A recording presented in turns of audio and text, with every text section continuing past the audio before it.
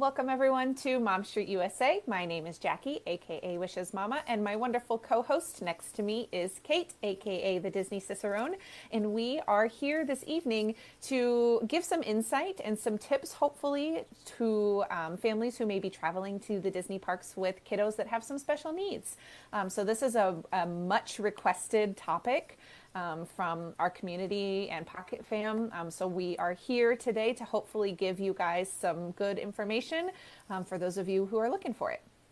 Yeah, and I think that Jackie and I, when this request first came in, we were both a little bit hesitant only because we're like, we don't necessarily have special needs kiddos ourselves, but we're like, you know what, we'll reach out to all the people we know that do and make sure that we get, like it takes a village, right? So there's all Yes. kinds of people we know that do have special needs kids, and we did a lot of reaching out, and a lot of wonderful feedback came from our Mom Street community. So this is Yes. advice that comes not only from kind of like official websites and things, but also from our community. So thank you to everybody who helped us prep for this Yes. episode. We really appreciate you guys a whole lot, because Yes. otherwise we wouldn't be here talking about this. Yeah, and it was a huge help to have that. Not only that, but I will say there's some different things in here that we're going to talk about that we will post links to on our Discord at the end of tonight's episode. I've got some different guides from Disney that I came across, and some other links that we can post.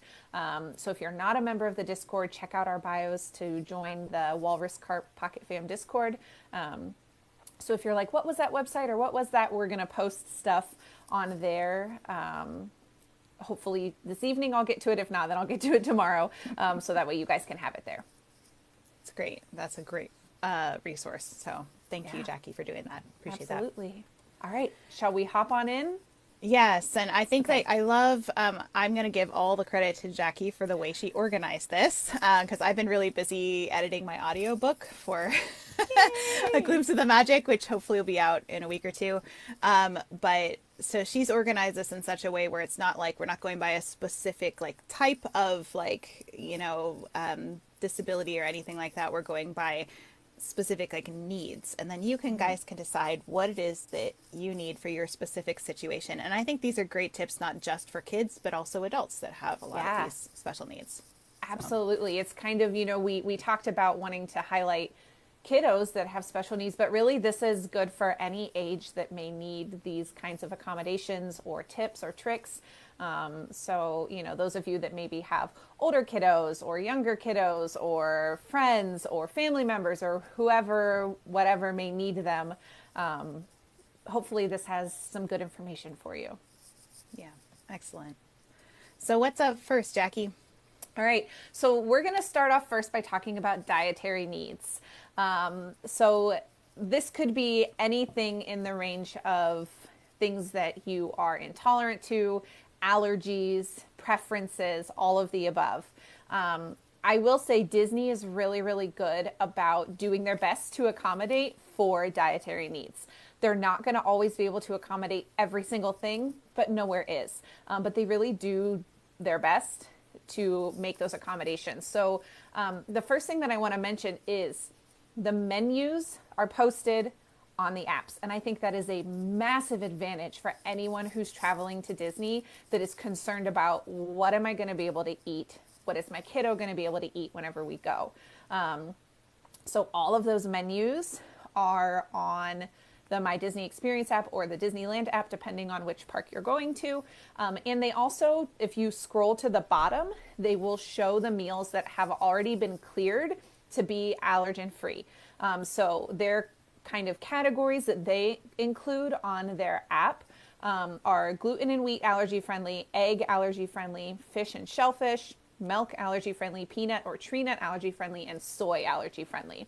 So those basic ones, I say basic, they're basic to us now because I feel like it's something that just society is more used to, Yeah. are already included on their menu. So that's a really great reference for you to have. Yeah, I love that. And I do love that their menus state that guests can also consult with the chef if you have a concern, and their they can tell you how they handle things and stuff like that. You can see that, but I would highly recommend you do speak to the chef if it's a very like life threatening thing.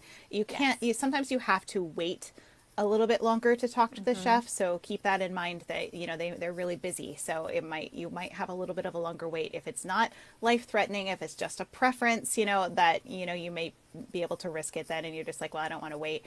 But they also say they said that while we take reasonable steps to prevent cross contamination, they don't have separate allergy friendly kitchens and are unable to Yes. guarantee that a menu item is completely free of allergens. So keep that into account. Exactly.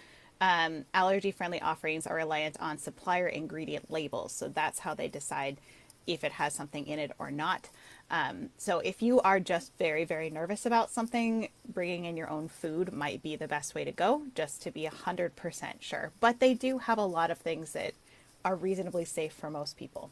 So. Yeah, and I will say that Disney is also really great about allowing families to bring in food, whether it's an allergy need or not. They don't care. Yeah. So you can bring in pretty much. I was talking to someone the other day about you could bring in a full picnic meal if you want to. So keep that in mind as well if you've got picky eaters, or we'll talk a little bit later about sensory needs with food, things like that. That is an option that you have if you are super nervous, because they do not have those separate kitchens that people that have those more severe life-threatening allergies may need. Yeah. And they only allow soft-sided coolers. So remember, don't pack it in any sort of hard cooler, and no glass as well. So if you're And packing no in any food to the park. loose ice in your cooler. Loose It ice. can be Yes. bagged. So like even if you get ice from the ice machines at like your resort, throw it in a Ziploc bag and you're fine. They just don't want it loose in the coolers. Yeah. That's interesting. Or yeah, I kind of understand it, because I guess they don't want, like, if it falls on the ground, it's like a hazard, I guess. Hazard. Yeah, that would make sense. So Yeah. either way, but yes, keep that in mind. There are also books and guides out there, which I was unaware of until one of our Pocket Fam friends on the Discord was telling me about a book that they've got. So be sure to just consult the internet. I just did a quick search for like eating gluten-free at Disney and got tons and tons and tons of blogs and websites and guidebooks that are super duper helpful for, I mean, I saw gluten-free, dairy-free, sugar-free, all of the above that they had available. And I would definitely kind of browse through those and read, depending on the severity of what your needs are. Will help you kind of narrow down some good options. And I mean, Kate and I have always talked about planning your meals before you go, especially if you've got an allergy or a dietary need. You want to make sure that you're looking ahead to, okay, I know in Magic Kingdom these 3 items are on my safe list. I know that I can eat them and I'm not going to have any sort of reaction or issues with them. So those can be helpful. And also Facebook groups. I know in the Disney community, I feel like we can be a little leery of Facebook groups because In any community, it could be. they can be a little much. But if you're Yes. looking for really specific questions, using search features in those Facebook groups is always helpful. Or if you're comfortable posting questions, you may get some good individualized or personal feedback from people who maybe have done the same thing that you're trying to do, or have experienced the question you're asking, because unfortunately everyone is very different, especially in the realm of special needs. So, reaching out to people who maybe have already done it can be super helpful for you. Yeah, absolutely. So when you're booking the table service reservations, you're going to have the ability to note any dietary needs on your reservation, like often when you even check in too. So you can do it ahead of time when you make your reservation, but even when you're checking in, you can also kind of like note or confirm any of your dietary restrictions then. And then the cast member who checks you in will also then double check any dietary needs as well. I feel like every time I've gone there, they have asked when I've like sitting down, or like they're seating me, like, do you have any dietary restrictions? Like, I think I've heard that every single time. I think it's just something they do. So that's always really helpful. Not that anybody who's in the situation would forget to mention that, but you never know. Right. So it's nice Yeah. when you're tired, maybe you forget something. So it's nice that Right. they do that. Yeah, and it's helpful because I know, like, even personal experience, my best friend who I travel to Disney with frequently has a lot of dietary needs. And I remember going to Chef Mickey's with them, and we went, they confirmed the allergy needs, and then we sat down, they confirmed them again. And then within about 10 minutes, the chef had came out and talked to her about what the needs were and brought her out what she could eat and all that kind of stuff. So again, Disney does the best that they're physically able to with the people they have and the resources that they have available to them. I've always been very impressed with what they're able to do for people who have those needs. Yeah, I've traveled with my nephews before who are gluten free, and they really did a great job going above and beyond, making sure they felt like their food was special too, and presenting it in a fun way, because sometimes those kids can feel like they're maybe missing out because they don't get to eat everything everybody else is eating. So I really love that they try to go above and beyond to help the kids have a good experience, even if they can't have exactly the same food as everybody else. Yeah, and gluten-free, they have a ton of gluten-free options. So if that's something that you're concerned about, I mean, gluten-free Mickey waffles, gluten-free beignets at Port Orleans French Quarter, gluten-free pasta. Onion rings somewhere too. Yeah, gluten-free pizza crust. Like, they've got all sorts of stuff that you can find. So definitely use those menus. And definitely if you see something that you're like, oh, I wonder, feel free to ask the cast member. A lot of the cast members that are working, especially in those quick service restaurants, probably know the answer.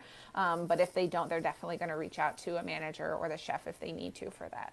Yeah, absolutely.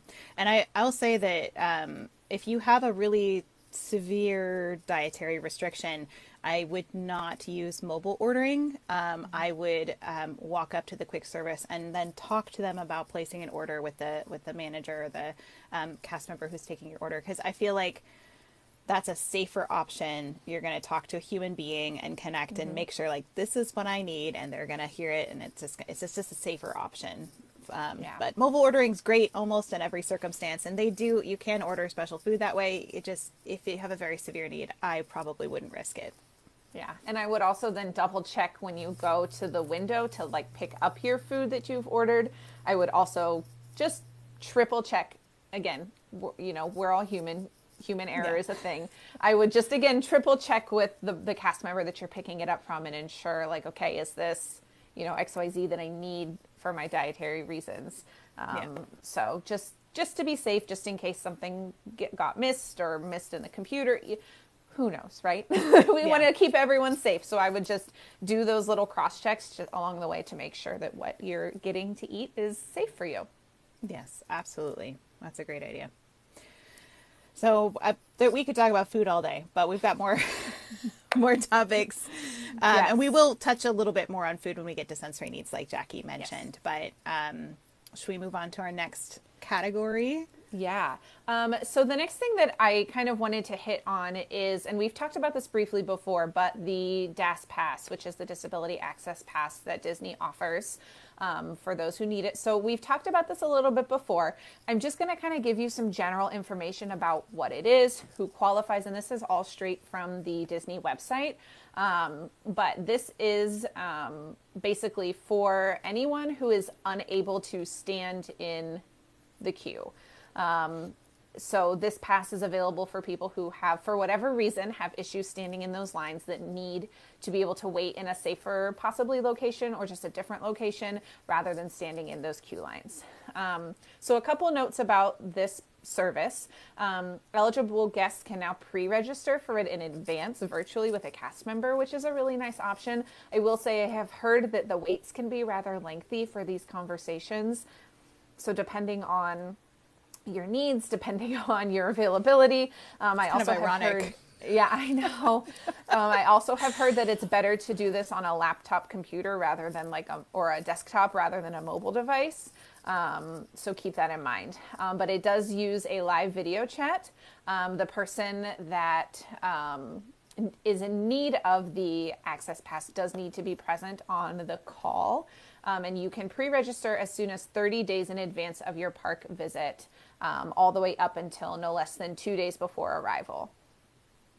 So if you are getting too close to your trip, you're just going to have to go and do it in person. But if you're within that month window out, you will be able to do it on your computer.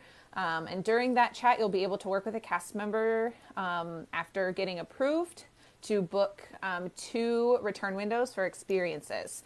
So you can pre-book those experiences before your trip even starts, which is super helpful to kind of start to plan your day around. If Yeah. you're worried about, all the external factors that come along with waiting in line, it can be really helpful to have those 2 kind of to start your day with. Like anchors in your day with that Exactly. and dining reservations, and you have a rough plan. Especially, I think that's really helpful for kids who really need to know what's going to happen, and then you can accommodate that as a parent, being like, okay, here we're going to do this, and then this and then this at these times, and that maybe will help those kids that need that. Yeah, absolutely. So the DAS pass is intended for guests, again, who have difficulty tolerating extended waits in a conventional queue environment due to a disability. So again, it doesn't allow you to shorten that wait. It doesn't allow you, that kind of preferential treatment, but what it does allow you is to wait in a different location. So let's say you really want to go on the Tomorrowland Speedway and it's a 30-minute wait and you can't wait 30 minutes. You can get on your device, on your app, register for your time. That time will be in 30 minutes because that's what the wait is. But then you can go and sit inside at Cosmic Rays and cool off and wait until your time comes up, and then you can go and get in the line, and you will go through that lightning lane queue in order to enter the ride.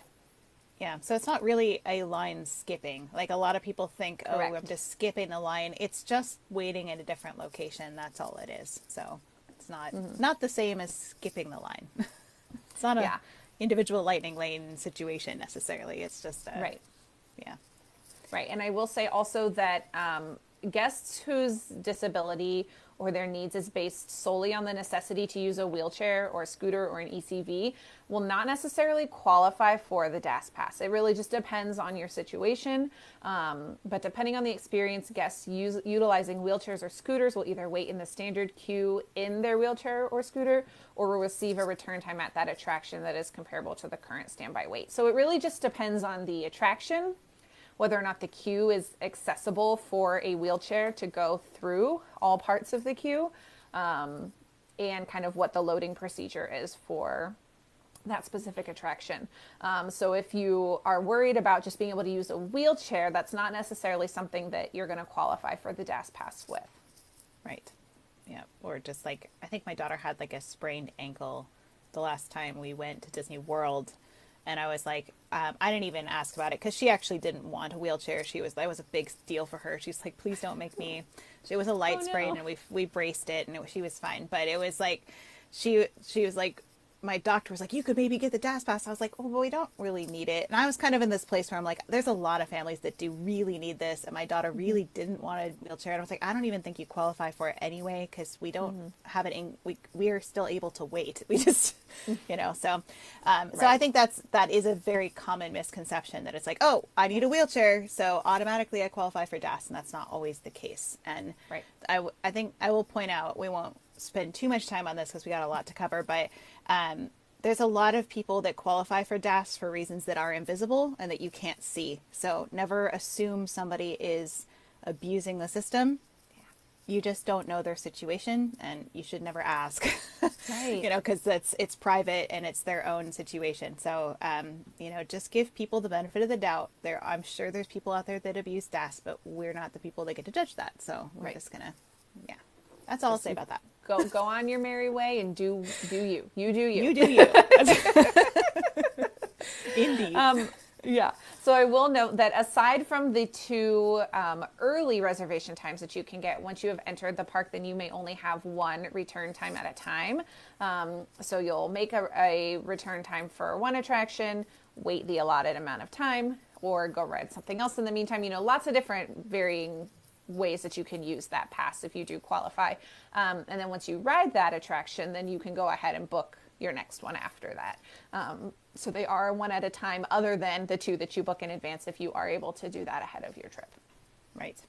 And I was able to talk with my friend Sarah. We actually have several friends named Sarah And my other friend We Sarah's in do. the chat too. Hey, Sarah. But this is my friend Sarah that's called That Magic Mama. If you, she actually does take her son to the parks fairly often, and she posts about it on social. Her son is autistic, so I reached out to her for some information about her specific situation and how she does Disneyland. That's where she goes with her kiddo most of the time. And for Dash, she said this allows you to wait for cues away from the attraction so you can prevent meltdowns from being stuck in enclosed spaces. She said it's a game changer for them in Yeah. the parks. So, Absolutely. And yep. I do want to really quickly mention before we move on to kind of other needs that I do have a lot of people who come to me and ask, well, I have the DAS Pass, do I also need Genie Plus? And I feel like that's a big kind of debate, so to Yeah. speak. And it really just depends on your family and your needs. I will remind you that Genie Plus lightning lanes, individual lightning lanes, and DAS Pass all goes through the same queue line. So it really just depends on how much you're hoping to get through, how quickly of a pace you're hoping to get through it, and whether or not you want to spend the money to utilize the Genie Plus service. I will say that I reached out to another Sara, who you guys may know, Sara, who's our friend at the Three Musketeers. She had mentioned to me that they typically will use Genie Plus and they will alternate between the two. So they'll they'll have their ahead of time DAS reservations, and they'll maybe try to put their Genie Pluses in between. So that way, while they're waiting for their DAS return time, maybe they're riding another attraction and then hopping back to their DAS time and so on and so forth. So that is something that you can consider. Again, if you have that DAS Pass, you don't need Genie Plus. It's not a necessity. It's just more like a perk if you're choosing to utilize that service and kind of get more done in your day, quite honestly, is really what it's going to allow you to do. So depending on the needs of your group and what your group wants to do will depend on whether or not you choose to purchase that. Yeah, and I see Christina says, I wish DAS had a separate line or entrance. And I agree. I feel like Yeah. it's very frustrating sometimes for those families that line can actually get pretty long sometimes for Lightning Lane. But we've mentioned this before, that if you're with your kiddo really just cannot handle waiting, like cannot handle waiting, you can often ask to skip pre-shows. Sometimes they'll let you do that for certain attractions. Just talk to the cast member that's in the front and say like, hey, like my kiddo needs this, this, and this. Is this anything that you could do for this? Always be kind and polite about it. And often, sometimes they can skip certain pre-show rooms and stuff that may be triggering, or they are just not, they can't wait that long, and that might speed you up a little bit, if that makes sense. Yeah, like I know, for instance, for example, that you can skip the stretching room at the Haunted Mansion. So if that's something that you're worried about having to stand in that space with them to kind of, stretch out that loading process for your kiddo, that is something that they do allow you to do. So instances like that where you can kind of maybe alleviate some of that wait time. Again, Yeah. it's not always possible. Some of those pre-shows you physically have to walk through to be able Yeah. to get on the attraction. So it really Yeah. just depends on the situation. Yeah, just always ask the cast member. They'll be as accommodating as they're able to be in whatever particular moment and your situation. So, yeah. Yes, and that's the hard thing about doing this episode and wanting to give you guys as much information as we can. Unfortunately, we don't have all the answers. We haven't been through all the scenarios. We haven't asked every single cast member at every single attraction what the procedure is. But just know that I would say the majority of the cast members that work there are there to make your trip magical. So they're going to do what they're able Yeah, to be able to help out. absolutely. And they all are. I have not yet met a cast member who didn't want to be as helpful as possible, especially in those kinds of situations. So Absolutely. don't be afraid to ask. There, it doesn't hurt, and if the answer is no, then that's the answer, and you'll just figure out another plan. So, Right. um, Yeah. so should we move on to our next Yeah. category? Let's do it. So we're moving on to sensory needs, and obviously this can run the gamut for all kinds of sensory needs. So we're just kind of giving you an overview, and again, like pick and choose what makes sense for you, for your particular situation. But so we're first we're going to talk about loud noises, and actually this does apply to my family a little bit. My son really didn't tolerate loud noises at all. This is a little aside. He didn't tolerate loud noises like at all when he was little. He really didn't like the big loud music and dance parties and stuff. And I didn't figure this out until he was, I think he was 4, and we took him on a Disney cruise to Alaska. And they were having the big giant character dance party in the lobby, and my daughter, who was 2, was having the time of her life, and she was dancing with the characters and she loved it, and he was miserable. Oh. And I felt awful, so I was like, okay, well, let's like go up and I'll take you to another area. So I took him in the elevator, and they have glass elevators in the atrium, and as soon as we got in the elevator and it muffled the sound, he was fascinated, and he didn't want to get out of the elevator because he wanted to watch all the characters. And I was like, Yeah. oh, he hates the music. He's Light so bulb. loud. And I was like, I wish I'd figured that out sooner, because he also hated the like going away party and stuff like that that they had. And I was like, if I had at that time realized that it was probably he was overwhelmed with noise, I would have made this accommodation, which is getting some like sound dampening headphones. You can get them on Amazon. Sarah, that Magic Mama, says you can get them for $10 to $20, and they were a game changer for her son. Once he put them on, she had a brand new kid, and they had so much confidence and so much more fun. And eventually he got to the point where he didn't want or need them anymore, but she still keeps them just in case for shows and parades and fireworks. So those headphones really can make a big difference. Yeah, and I will say my kiddo, my oldest, does have some mild sensory needs, but sound has always been his biggest sensitivity.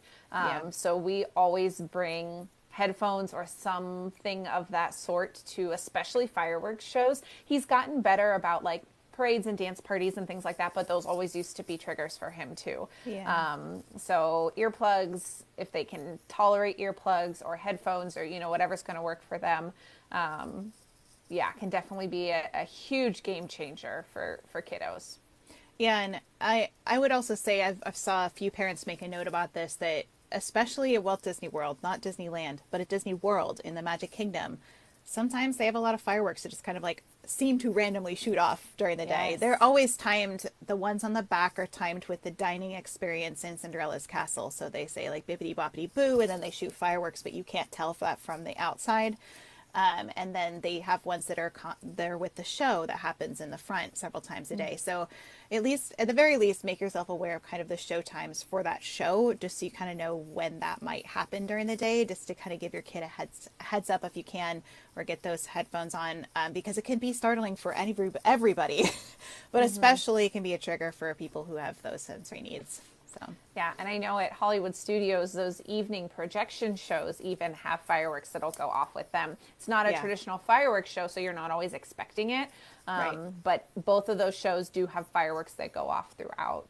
Mostly, I believe, at the end, if I'm remembering correctly, of those shows. Yeah. But again, being aware of that, or if you're not sure, asking a cast member at guest services or somewhere that you think they'll have an idea of what the schedules are for the day. That way you can kind of time that accordingly and be in a different part of the park, or at least just have those headphones ready. That way, if you know that you're going to be cutting it close, just have them wear them, or, figure out what is going to work best for your kiddo. Yeah, absolutely. And I will say, I just wanted to throw this in there, that I was thinking about like, where would I go in the parks if it was quiet? And we'll talk a little bit about that in a bit. But one thing that I think is really great is a good quiet restaurant is the Sci-Fi Dine-In Theater. It's actually like creepily quiet for me when I go in there. I was like, is this a Disney restaurant? Because everybody's in like twilight in their cars, like they're watching a movie on the screen. And so there is like a low hum of people talking, but it's so quiet in there. And it's low light. So I feel like it's a win if they need like a restaurant that's a little calmer space. That's a great one for sensory needs. And then you had a great note about the bathrooms as well. Yeah. So this is another thing that used to bother my kiddo. He's pretty much gotten over it at this point, but automatic toilets and automatic hand dryers can be loud and startling for kiddos. It's so true. And the majority, not all, but the majority of the bathrooms across Disney property utilize those automatic fixtures. So a couple things that we've done. I mean, one, you could wear the headphones in if you think that's going to be the easiest way to do it. But I will also carry just like a little tiny pad of the little itty bitty sticky notes, post-it notes. That way, at least for the toilet one, it won't flush until they're ready. And that way they Yeah. can watch me take it off. And then they know to either cover or they just know to be prepped so that it won't spook them. Yeah. They're So that loud is some. too. Yeah, that is something even So now, loud. if we go into an unfamiliar bathroom, my kiddos will ask me with my hand to cover it. So I feel like shimmy myself back in to cover the sensor for them. That's fun. Yeah, we're working on it. We're working on it. It's real mom life there. Yes, it is. But if you forget, asking for stickers from a cast member can be a really good way to kind of help with that. The hand dryers, unfortunately, there's not a ton you can do other than maybe if you carry a small thing of like paper towels, or if you just want to use hand sanitizer, or, whatever you need to do for that. But I will say that, at least for the flushing of the toilets, a little sticky note or something to cover that sensor can be super helpful. Yeah, I also see a comment that says they used to carry masking tape to cover the sensor on the toilet. So masking Yep. tape would be another option, or just a simple Absolutely. roll. And masking tape is also great for like 2-year-olds that want to stick things on things and take them off to occupy them. So I highly advocate masking tape. That's a great idea for littles. Yeah. And Allie Cassie also wrote- mentioned, oh, sorry, go ahead. Cassie wrote #momlife, #bathroom shimmy. Yes. It's so true. Well, yeah. Well, I feel like the universal mom thing is, and I hear it every time I'm in the bathroom, and I do it myself, or I did when I had littler kids. It's like, mom's not done yet. Don't open the door. Just wait.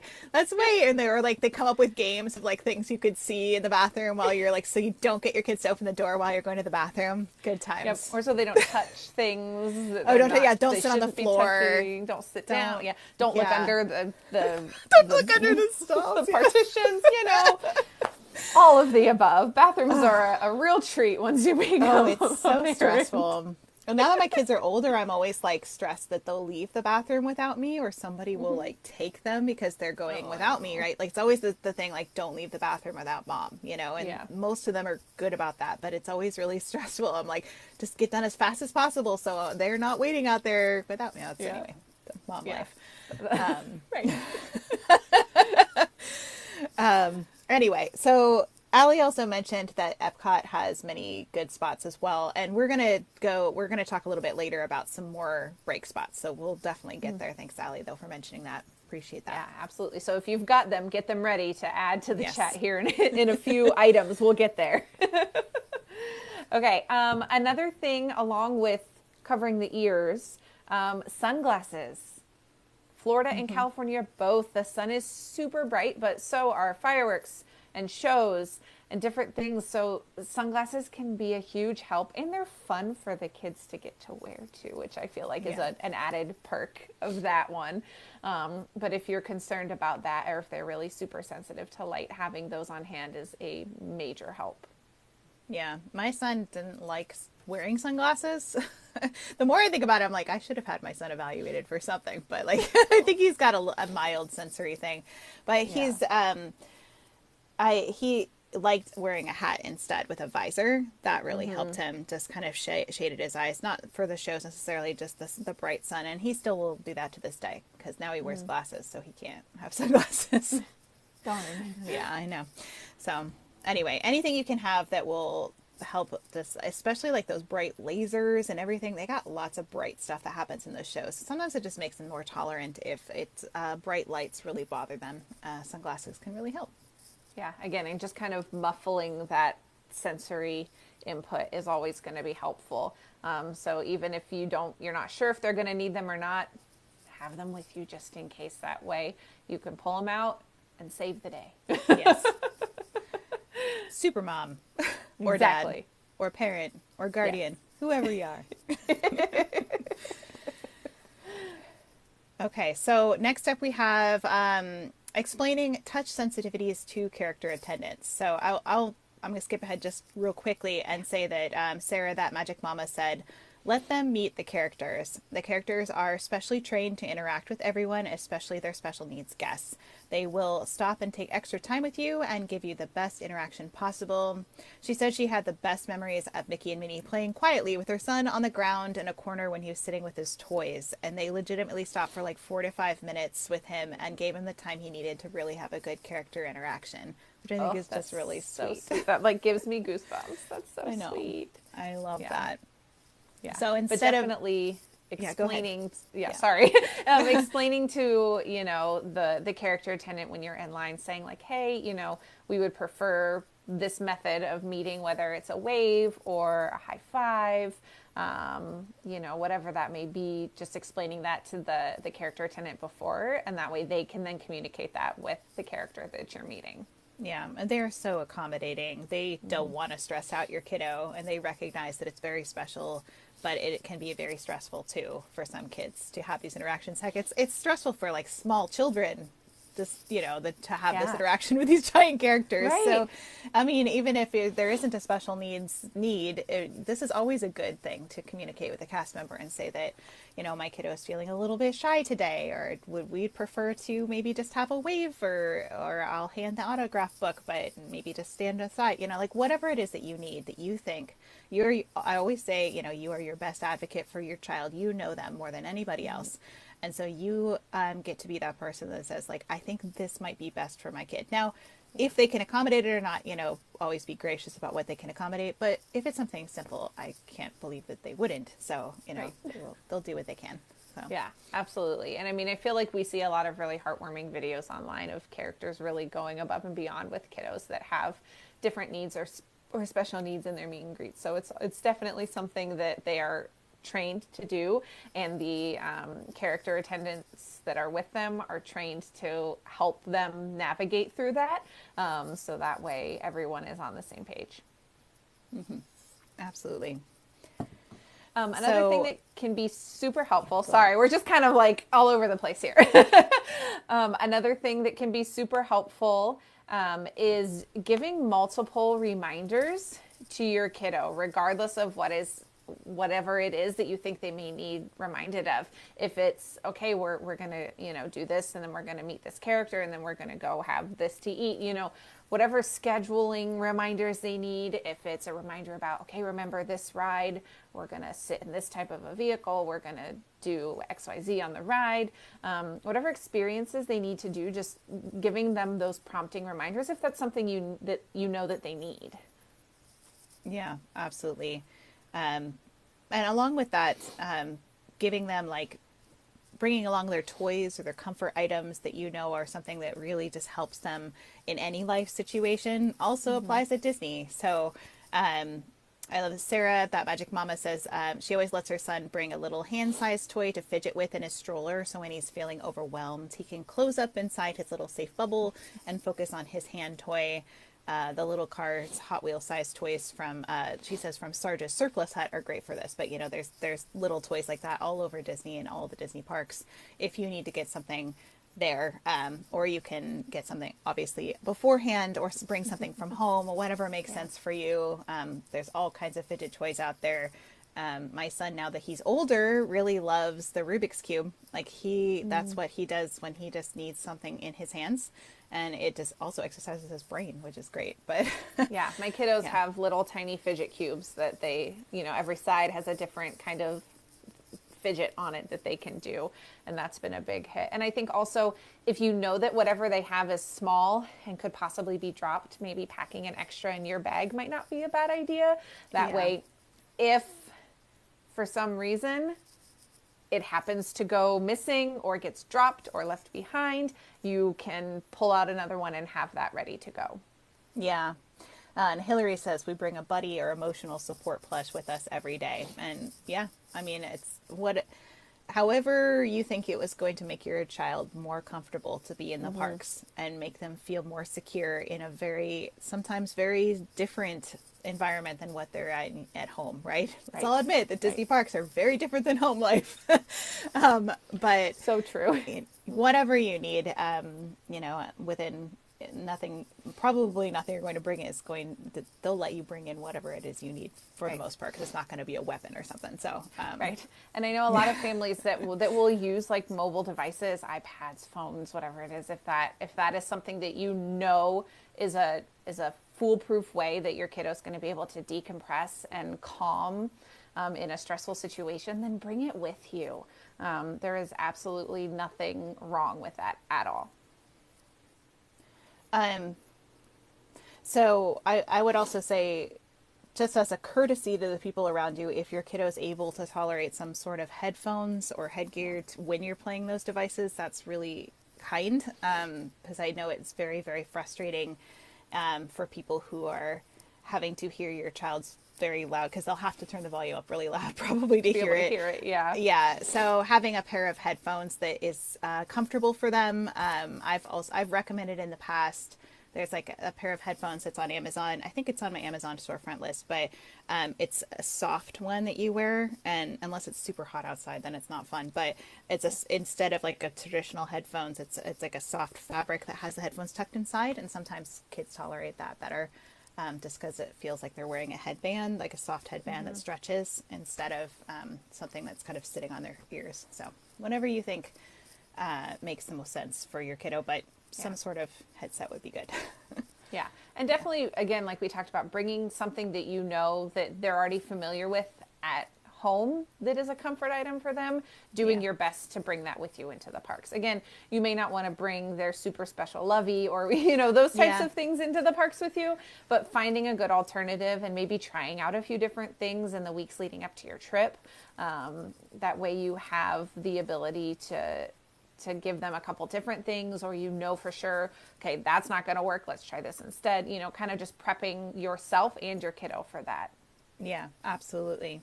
And I would also say, if you're able to put a label on it in case they do drop it, sometimes that might, or your phone number with it might help it get back to you a little faster. Just Yes. thinking ahead. Yes. So, Yes. yeah. Lost and found is decent, but the parks are huge. So, Yes. it's never a guarantee that if something gets dropped, it's going to get found again. So, Yeah. unfortunately, I'm sure there is a lost and found full of little toys and trinkets that the kids bring into the parks. So, I think labeling is a wonderful idea. Yes, absolutely. Yeah. Well, should we keep on moving? We got lots Yes. to cover. So we chatted earlier a little bit about dietary needs and how Disney handles that. But something else with kind of sensory needs would be the possibility that your kiddos got some food sensitivities or texture sensitivities when it comes to eating. So again, we talked about having those menus are super, super helpful. So that way you can look ahead and plan ahead, looking at photos online of what types of things, because I know that Christina and Allie were mentioning on our Discord that their kiddos would not do like French fries, but won't do the type that they have at Disney. So keeping Yeah. those things in mind, that Isn't if that you have a always the way? super, yeah, if you have a super sensitive kiddo, they may be okay with a certain type of something, certain type of mac and cheese, a certain type of hot dog or hamburger, but maybe not the ones at Disney. Yeah. So bringing snacks in, so that way, if your choices in the parks don't work out, you still have something. Again, like we said, Disney is really great about letting you bring in food, snacks, even if it's, just something that you want to have in there with you. It doesn't have to be a dietary need, but especially for those that do have those needs. Something that our friend Sara at the Three Musketeers had suggested was for her kiddo, because he was super sensitive about his food, that she would pack his own snacks in bags, but then she would put Disney themed stickers on his snack bags. That way, when they pulled them out in the parks, he felt like they were special Disney snacks. So little things like that can help. If you're able to buy a Disney themed snack ahead of time, I know that they have like goldfish that are Mickey shaped little heads, things like that if you know your kiddo is going to eat them and they're a special little Disney snack, that may not hurt to bring that along, and will actually help your kiddo get more food in them. Yeah, I love that idea. Sarah, the other Sarah, that Magic Mama, she mentioned, she said, bring their safe snacks with you just in case you can't find anything they'll eat in the parks. This has happened a couple of times with her son where we've sat inside the Golden Horseshoe and ate Pringles and juice because he wouldn't eat anything else. And I'm glad I had brought it with me. She said she can mostly get him to eat like pizza and mac and cheese, which they have almost anywhere in the parks. But just in case, bring along their snacks, like we're saying. So always a good thing. But I love, I mean, I bring snacks anyway for my kids no matter what. Me too. They're also cheaper most of the time Yes. than whatever they have at Disney. So Exactly. And again, like we said, checking those menus ahead of time. Unfortunately, not every single item is going to be on the app.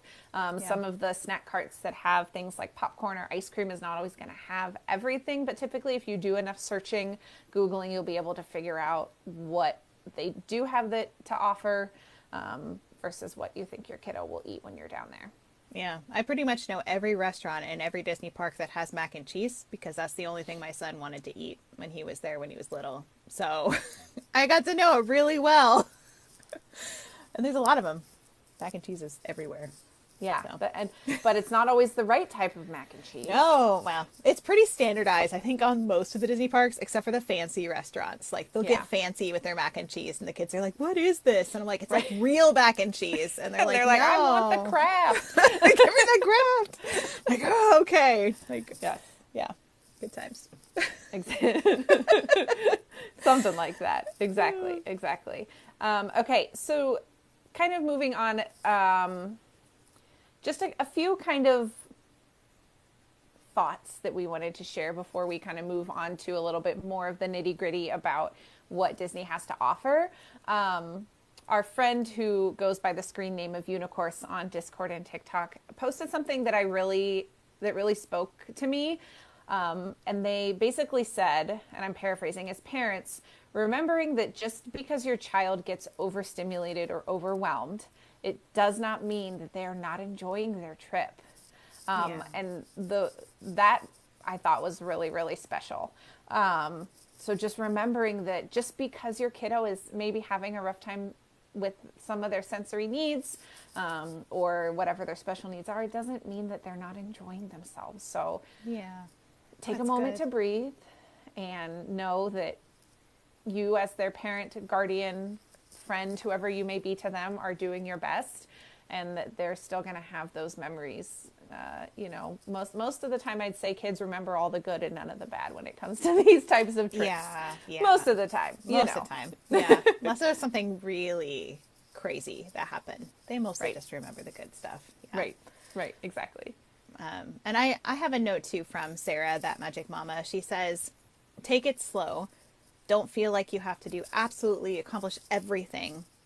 If you're feeling overwhelmed, they're going to be overwhelmed, and then it won't be fun for either of you. So don't, and like we've mentioned this too, for kind of like self-care for yourself. Like, we put all this pressure on ourselves, like we got to do everything, or we have to like get through all these things and check off our checklist, or we got to make sure we experience everything because who knows if we'll get to come back or whatever. Just recognize that whatever you do get to do will be special enough, even if it's one or two things and then you need to go take a break. But those one or two things were special in themselves. So don't put all that pressure on yourself, because then it also will just escalate everybody, and then nobody's having a good day. So Right. Exactly. And we've talked about in previous episodes too, just make your list of things that you want to get done. And that list may only be 3 or 4 things that are like, okay, I know that my kiddo loves this character and wants to wave at them in the parade. Okay, that parade then instantly becomes your top priority. So things like that just whatever you can do to help make your trip special, their trip special. And again, just there's no possible way to do it all, regardless of who you're traveling with, how you're traveling. It's just impossible to do every single thing you can at the parks. So making those lists can be really, really important. Yeah. I think it's recognizing that some of the best memories you will ever have in the parks are things that you don't even plan anyway.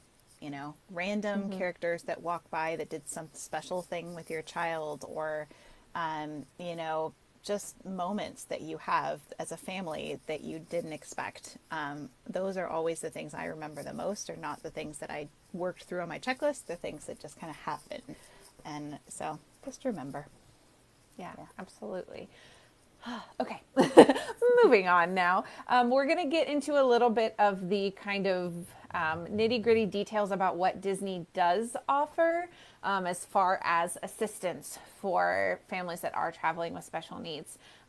So let's talk about, oh, I just scrolled and didn't mean to. There we go. I was like, whoa. Let's talk about kiddos that have disabilities that may need to have their stroller be utilized as a wheelchair. So that is something that Disney does offer. So we spoke earlier about the fact that the DAS Pass does not necessarily qualify people who just need to stay in like a wheelchair or a scooter or an ECV.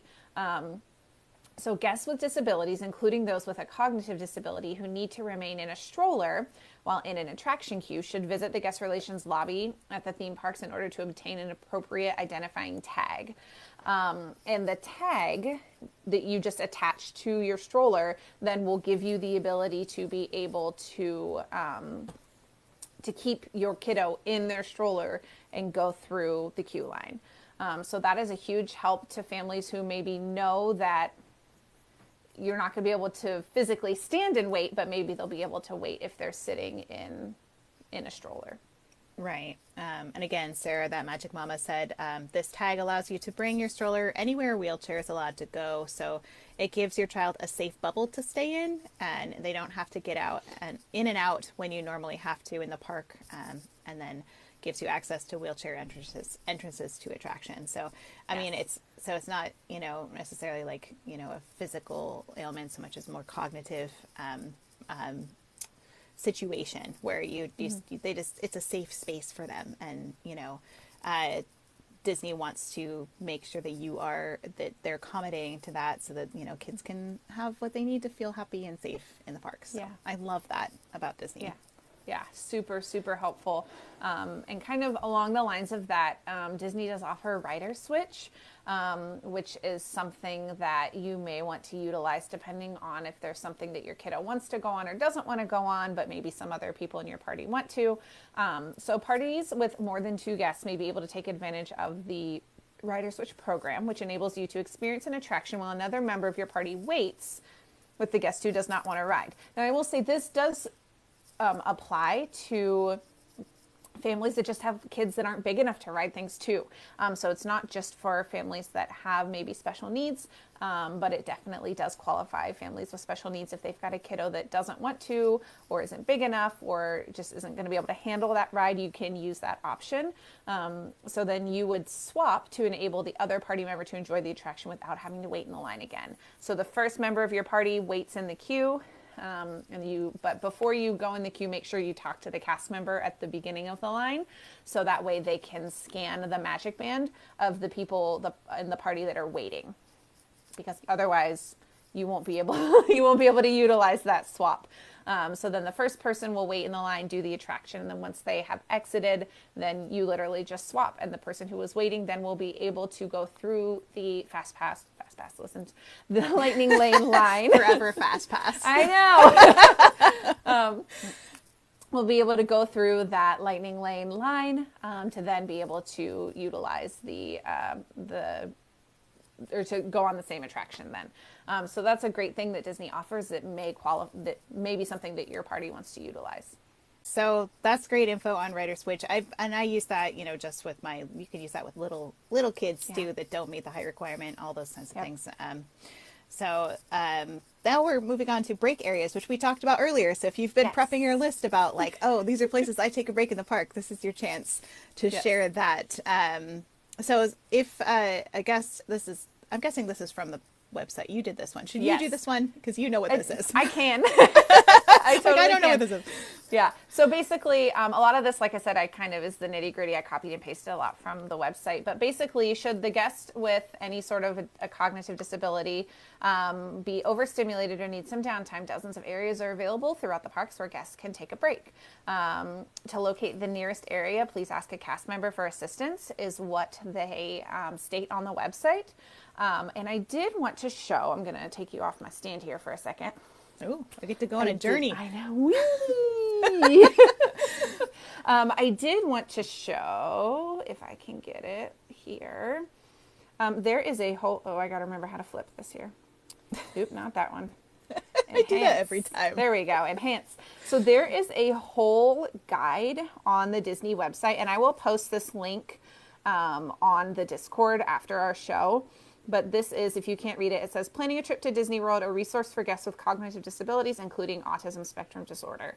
And basically, it is a really comprehensive guide that has all of these kind of subcategories on it for different things, that you may need. So frequently asked questions. It talks about, all sorts of stuff about restrooms. How do I find what the attractions are like? How can I find out about food options? Basically all of the stuff that we've kind of already talked about, they have on here. But then it also talks about what to expect getting to the parks, entering the parks. It really is a pretty good comprehensive list about how to prep. But one thing that I thought, if I can find it down here, that is super helpful. First of all, that they show what the cast member name tags look like. I love that. Which is super, super helpful for if you want a good visual to show your kiddo if they're able to look at that. That's something that you can use. It talks about accessing attractions, but here, this page is the one that I really wanted to highlight. And again, I will post this link on the Discord. But this for Disney World, it says there are also areas to relax in a typical, a little less busy if your family member needs some downtime. So it literally goes through, and I'll hold it here that way if you guys want to kind of glance through it here, but it literally goes through every area of the park, and it shows you an option of a more quiet space that you may find if you need to take a break. No, I love that. What a great resource for them to So provide. that is page 14. If you're someone who wants to look that up later, that is page 14 on this guide. And again, I will post the link in our Discord after our show tonight. Christina had posted it, but it got kind of lost in our feed. So I will post it and probably pin it to our Mom Street channel. That way you guys can find it. But that is super, super helpful. I mean, it talks about characters. It talks about water parks. It talks about Disney Springs, all sorts of stuff. So this guide is a really, really great one to utilize if you're looking for that type of information for Disney World. Oh my gosh, if I can get. That's this great. Is a struggle. Okay. We're good. It was fun. I love that. Thank you for showing that resource because I don't even think I knew that existed. So that was really helpful didn't for me. until I had found it, and then Christina had posted the link to it on our thanks, Christina. on our page whenever I had asked for people that had input or different things like that. But yes, Ashley, you're right. It makes it so nothing is a surprise in a good way. It literally breaks down every aspect of the trip. So even if you as a parent are worried about navigating transportation or Disney Springs or whatever, it gives a really good overview of what it's going to be like. I love that. That's so great.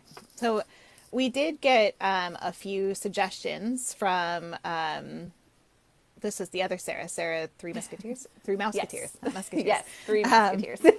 So she said baby care centers, which we've talked about before, are always a great place, especially for the littler kids. There's some quiet spaces in there.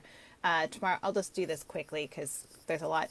Tomorrowland Terrace in the Magic Kingdom is shaded and also has bathroom access, so that's a nice place to kind of hang out. And especially in the off hours when it's not dining, this can be pretty empty, so this is a lot of space there. Behind Flame Tree Barbecue, so down near the water, unless you're afraid of birds, which case skip it. just don't if you're Yep. afraid of birds. But it's lovely if you're not. It can be very quiet, especially again when it's in those off hours, when not dining hours. It's usually pretty empty down there. And then on the right, before the entrance to Batu for by the Muppets, she said that there's like I think a little place where they can some ledge that they sometimes sit on. There's a little place to escape. Now, I will say with that one, I believe there may be a current character meet and greet that's going on there, so that one is a possible. But I think that's where they have. I think that's where Powerline Max as Powerline might be meeting right now. So you may need to scope that one out. Depends on when you go. Yes. Sometimes you're like, nope. Right. So that one, I read that and I was like, oh, right, I know where that is. I was like, oh, wait, I feel like there might be a character meet and greet there right now. So that's a possible on certain that times one. a day. It's okay to be there. Yes.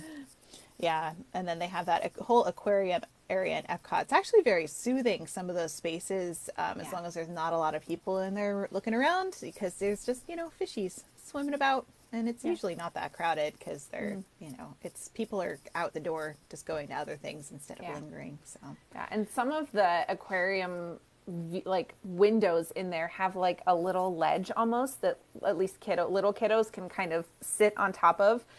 Especially like the dolphin tank, as I'm thinking about. I love the aquarium area in there. It's like one of my favorite places. You're not an out the door gal. No. You're like, no, I'm not. Linger. I'm gonna. I've literally sat in there for like 30 minutes at a time.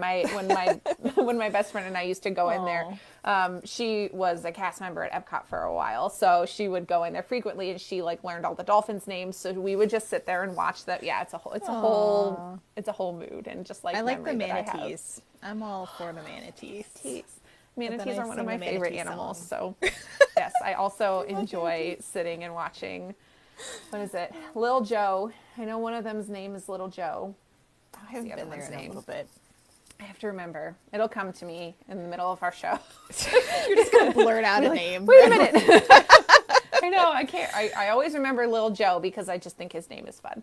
But yeah, so a lot of those spaces have like little ledges that you can kind of sit at, or at least like space that you can kind of linger and not be in the way. So if that's something that's soothing for your kiddo to sit and just watch the fish swim by, that's definitely a great place to go. Yeah, and I think that the places that are sometimes tucked back into the countries in around the World Showcase sometimes have some little areas that you can get away. I know Japan has some seating areas that are tucked over there, and they also have ponds with koi in them that are just kind of nice, soothing places to stop. There are tables in Morocco, I know, that are kind of back in, hidden back behind. That's a good place to go to. Thank you, Cassie. Yeah. Lou, that's the other manatee's name. There it is.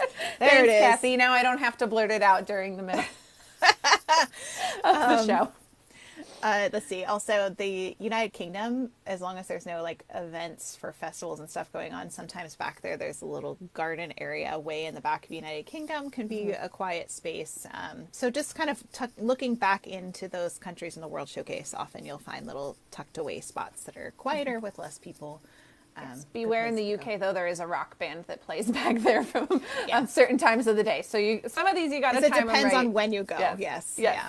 I've been back there in like the evening when it was non-festival time and there was nobody back there. So that's kind of true of most of these places. Like it's always like this might be good some of the time. Yeah. Because they change it sometimes and they put character beats and stuff. So you don't know. Right. But. Oh, and Ashley is in here saying most additional seating locations are also good. So anywhere that you see that it's got additional seating for different restaurants or whatever it may be, would probably be a good place as well.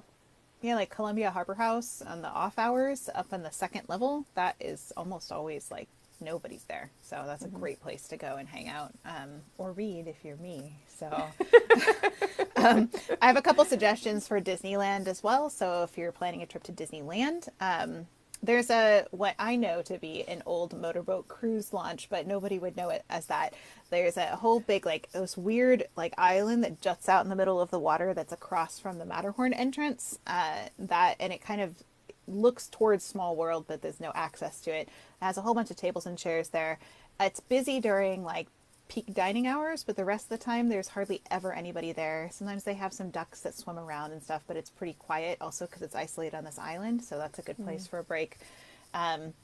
There's an area that's behind Harbor Galley and what's called Fowler's Harbor. So sometimes you'll see the Columbia sailing ship docked into the side of the Rivers of America. And if you go around that ship, it's actually kind of a fun perspective just to look anyway. But you can actually walk around that ship and the other side. It's become more popular recently because people know about it, but there's also a little bridge beyond it that actually does peek down on people that are coming out of the Splash Mountain, which is kind of fun. So sometimes, depending on if people are loud, but there's something that muffles the sound there. There's like this whole like earthen wall that kind of muffles the sound, and then it looks on the river on the other side. So that's a nice kind of quiet spot. Then they have, I've pointed this out on my lives before, there's a little spot behind, near like Pooh's Corner that is tucked behind the entrance of Pooh's Corner, and there's usually a waterfall. There hasn't been because it's been cold, but there's a waterfall, and it's just kind of a tucked away spot if you need a, when you're in that spot of the park and you need a place. And then I also like the Hungry Bear Cafe on the upper level all the way in the back. So just keep walking. It feels like forever. You will sometimes get the train that goes by on one side and the Mark Twain that goes by on the other, but it's usually pretty quiet. I will say when the Columbia is running, don't bother if you've got a kid with sensory needs because they do shoot the cannon over there. So just be aware if the Columbia is going around, pick a different spot. Good to know. But yeah. And then also this applies to Hollywood Studios as well. The ramp that's near Docking Bay 7 in Galaxy's Edge sometimes kind of like goes down and then it ends at kind of the exit for Millennium Falcon Smuggler's Run. That whole kind of view sometimes is a shady spot and it's quieter. If you just need a quick moment where you're just like, we just need like 10 minutes to just chill, you can sit down on the top up there. It's wide enough. You're not going to block any traffic or access. And it's a good place to just take a quick break. And then I'll just go really quickly through these ones. Well, Disney, I forgot. There's one more Disneyland one. If you're going kind of in the middle of the day, there's not a lot of guests that ride the monorail, so that might be an option. It's different than Disney World's monorail. It's less like public transportation, more just like a ride. But it will take you, and I've been in there several times when there was nobody riding with me, and so it was just kind of a nice kind of quiet space. And there's not a lot of loud noises in it either. They sometimes do some announcements, but it's not super loud. Except it's not air conditioned, so it can get a little hot in hot summer days. And then for California Adventure, there's a seating area that's next to Corndog Castle that you can kind of tuck back into, which is good. Behind Flo's Viet Cafe is one of my favorite places to sit. However, they have metal chairs that if people aren't careful, they do scrape them, and the loud sound can trigger people. So, take that for whatever you need, but it's a nice place to sit in general. World of Color viewing area in the daytime, if your kiddo is just getting really restless and needs a place to like move their body around, that's a great place for it because it's a big wide open area and they're not going to bother anybody. So that's all the area right in front of the lake where you would view World of Color. And then also there's a trail behind Grizzly River Run that's actually really quiet and hardly anybody ever goes on it. That's a really nice quiet space to get away as well. So that was really fast, but no, that's perfect. But you just actually reminded me of, I had forgotten I wanted to mention that if, like you said, your kiddo just needs to get some wiggles out and needs to be away from the majority of the craziness that can be the parks in Magic Kingdom, Tom Sawyer Island can be a really good option if you want to take the raft across. And then they've got rocking chairs that Kate is a fan of. They've got picnic tables. They've got places that the kiddos can climb and explore. So if you just need some time away where it's not so crazy, there's not constant music and the hustle and bustle, that can be a really good option as well. Yeah, it's really quiet over there. Something about being away from the water too kind of removes it from some of that extra sound noise, and it doesn't have ambient music on the island. Right. Which I think is really great for people who are overstimulated. So the same thing is in Disneyland too. The islands are slightly different, but it's the exact same situation where you can go over there and get a little bit of an escape. So very good place to go. Thanks for bringing that up. And I do have a note from that Magic Mama, Sara. When in need of any advice or quick direction to quiet spaces in the park to soothe the meltdown, she recommends guest relations. They have little stands in each land. She says look for the green umbrellas in Disney World. They're blue, I believe, the guest experience umbrellas. And then plaid cast members, and they'll be the ultimate best help for you. So always cast members, they know where to go. They'll be able to point you in the right direction. If you're feeling overwhelmed and you can't remember this long list of places, just go find a cast member and say, where is a quiet space where we could have a moment, and they'll point you in the right direction. Yeah, absolutely. And then it looks like Sarah had some options on some hotel choices that could maybe possibly help. Yeah, this is a little bit more applicable, I'd say, in Disneyland than Disney World, because Disney World, it's kind of tough to stay near all of the parks. Yeah. You can stay near one park, but maybe not all of them. But she says stay in a nearby hotel if you can. Sometimes you're going to have times when things are just too overwhelming and they need a break. Staying nearby where they don't have to deal with a car or parking garages is well worth the money because they can quickly walk back to the room and hang out for a little bit to regulate, and then they'd be good to come back after an hour or so. And she said it's also good when she forgets to put something that her child needs in with her stuff in her stroller caddy, because it's no big deal to just walk back and get it.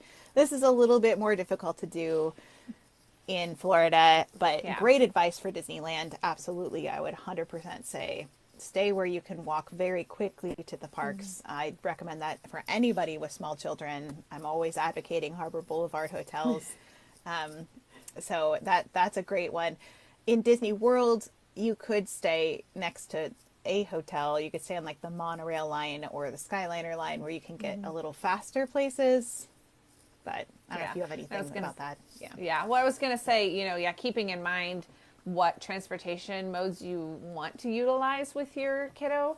If a rental car or if you drive, if that's the best option for you, but also then keep in mind, like Magic Kingdom, that's not an easy out. You've got to go through, either the ferry boat or the monorail to get to the TTC and then get to your car. So just keeping those things in mind. The other thing is if you're, by the train station and you're debating about taking a break, my suggestion would be to take the ferry boat to the TTC, especially if you're someone who's able to get up on the second floor and just kind of find a bench or find a spot where you can hang out and enjoy that. It's a very peaceful ride. And, if you're debating about, do we need it, do we not, maybe just riding that back and forth might be all that you need to just kind of escape for a moment.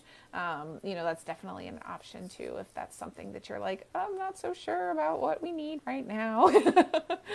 Yeah. And I mean, I will also say that if you're able to, Disneyland might be an easier place to start for some of these things than Disney World because it's smaller. It's not a little bit less overwhelming in that way, where you're not trying to get to 4 parks. You're only trying to do 2.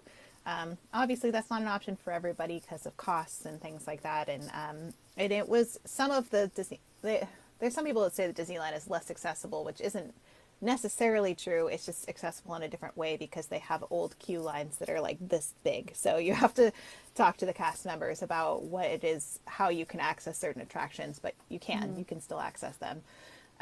But I would say that Disneyland might be a little bit less overwhelming for people who are not used to 4 parks. Right. So, a little less to plan for and a little closer proximity, possibly, depending on where you're staying. Yeah, and you might have a little bit more flexibility because things can happen a little bit more last minute with Disneyland, whereas Disney World, you really have to plan a little bit further in advance most of the time. It's a generalization, but yeah. So so let's chat a little bit about mobility needs that you may have if you're traveling. First of all, I do want to just give this information out. So if you're someone that's like, yes, I know I have mobility needs, they do have a guest services number that I'm just going to read to you. So that way, if you want to write it down, you can. It is 407-560-2547. And then they do have an email that is disability.services@disneyparks.com. So if you've got questions or you need assistance with mobility needs, those are your resources directly to Disney. But they do have a couple different things that they offer in the park. So again, I'm just going to kind of read you guys some general information. about what they have to offer. The most popular one that I feel like people ask about are the ECV rentals. So they do have ECV rentals at the front of each park. In the theme parks, it is $50 per day, but 20 of that is a refundable deposit once you return the device and the key back.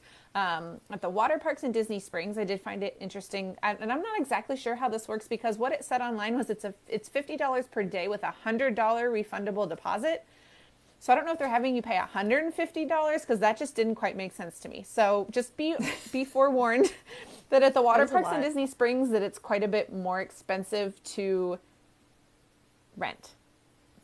I'm not exactly sure how that works. I'm trying to figure out, like, what I can understand for Disney Springs because it could be anybody versus a park guest, you know, because they could tie it in the parks, they can tie it to a park guest and probably track you down versus Disney Springs. Yeah. But I was like, but water parks? I'm like, are they afraid you're going to drive it in the water? I guess so. maybe it's a damage thing. If you get on it wet and you damage it. Right, they have to have that, yeah. But something to keep in mind is that the daily rentals are transferable between all locations. So if you are park hopping, hold on to that receipt and take it with you. That way you have that proof when you're going from park to park. Length of stay. Don't crumple up in a ball like Kirk did. And get ready to throw it out. And I was like, we still need that. We need that. Oh my gosh. I looked at him, I was like, you're going to throw that out, aren't you? And he's like, oh. He's like, yep. Oh man. Okay, they said they make you put down 150 and get 100 back when you return it. Thank you. Okay. Thanks, Wanda. Appreciate that. Appreciate that. Because I was like, I think that's how I'm reading that, but it seemed a little aggressive, I guess, for lack of a better term. So length of stay rentals are not available for ECVs. However, vehicles can be held if guests leave and return to the same park on the same day, which I thought was very interesting. So if you leave to go, take a break midday, or you leave for a dining reservation, whatever it may be, and you return to the same park, when you leave, you can ask them to hold your ECV for you, and they will, which I was like, that's really nice. I did not anticipate that being something that they offered, because the ECVs are available on a first-come, first-served basis. So you never know. If you're someone who knows you're going to need one, I would definitely get there early, and make sure, obviously you're going to probably head straight there anyway, but make sure you get there fairly early. Guests must be 18 years of age to rent and operate ECVs. So keep that in mind. If you've got someone who's under the age of 18 that you're debating about, they cannot operate one. So you're going to have to come up with a different option for them. So keep that in mind as well. The maximum weight for those is 450 pounds if that's something that you're concerned about. They do also have wheelchairs, just kind of your standard wheelchairs if that's something that maybe you're looking at instead. Much more cost effective they are for theme parks. They are $12 per day or $10 per day for the length of stay or a multi-day kind of reservation. With that, at the water parks in Disney Springs, it is $12 per day. And again, they have a refundable $100 deposit at these locations. That's crazy. For a wheelchair? Yes, I guess so. I'm assuming they must have a history of them not coming back. It must, yeah. So that's wild. I can imagine Disney Springs, but the water parks, just funny.